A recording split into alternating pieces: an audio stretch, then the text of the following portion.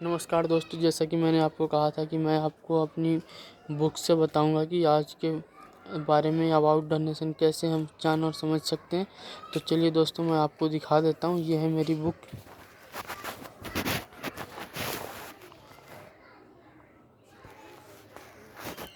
ये है मेरी बुक। इसका नाम है समकालीन विश्व राजनीति। और इसी बुक से मैं आप सभी को बताने वाला हूँ। वैसे ये बुक 12th की है, 12th की फर्स्ट बुक है। इसका एक सेकंड बुक भी है जिसमें कि इंडिया के बारे में स्पेशली बात की गई है, पर इसमें पूरी दुनिया के बारे में बात की गई है। इसमें भारत की विदेश नीति और कैसे बाकी के देश किस तरीके के से हैं वो बताया गया है।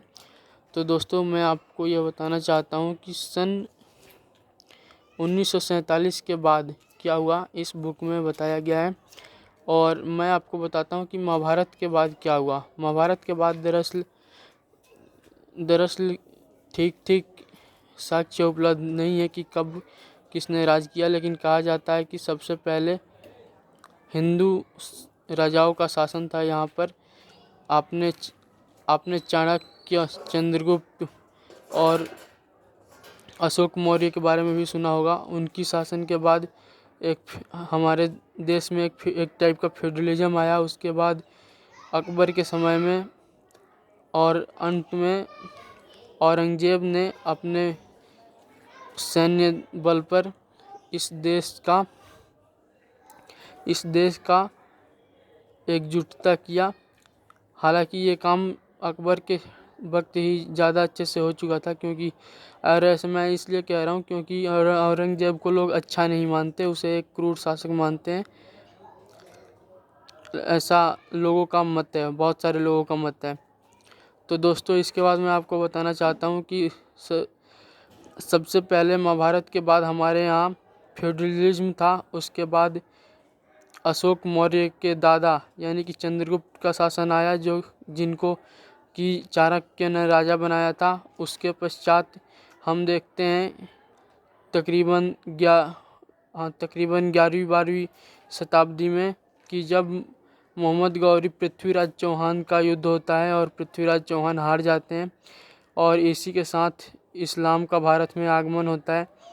इसके पश्चात मैं आप सभी को बता दूं कि इसके पश्चात अंग्रेज भी धीरे धीरे इन देशों में दिलचस्पी लेने लगते हैं। हालांकि अभी ये बहुत बाद की बात है जो मैं आपको बता रहा हूँ। जिस टाइम पृथ्वीराज चौहान हारे थे, उसके बाद काफ़ी टाइम तक भारत में फ्यूडलिज्म फैला हुआ था। और उसके काफ़ी बाद बाबर आया 1526 में और दिल्ली का गद्दी अपने कब्जे में किया इब्राहिम लोदी को हराकर। और फिर अंग्रेज आए और अंग्रेज़ों ने 1947 तक शासन किया। तकरीबन 200-250 वर्षों तक अंग्रेज़ों का शासन था हमारे देश पर। और फिर 1947 के बाद से आप अपने देश की हालत देख ही रहे हैं। उसके बाद अभी वर्तमान में हमारा देश, जैसा कि आप सभी जानते हैं कि आबादी के मामले में भी अब चीन को पछाड़ चुका है, जहां तक न्यूज़ आ रही है। और अर्थव्यवस्था के मामले में अभी हम 5वीं सबसे बड़ी अर्थव्यवस्था है न्यूज़ के अनुसार, जो न्यूज़ आते हैं उसके अनुसार। और यही था हमारे देश का अबाउट द नेशन इन्फॉर्मेशन मेरी तरफ से। मैं एक नया यूट्यूबर हूँ, कोई गलती हुई हो तो माफ़ कीजिएगा।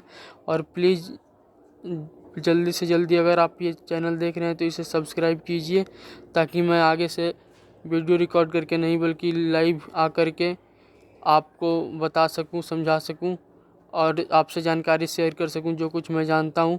क्योंकि यूट्यूब पर लाइव आने के लिए भी 50 सब्सक्राइबर्स मैंडेटरी कर रखा है, तो उसके लिए मुझे 50 सब्सक्राइबर्स की आवश्यकता होगी। यदि आप सब्सक्राइब करेंगे तो बहुत बहुत धन्यवाद। तो चलिए दोस्तों, इसी पर मैं अपना बात ख़त्म करता हूँ। धन्यवाद। थैंक यू दोस्तों।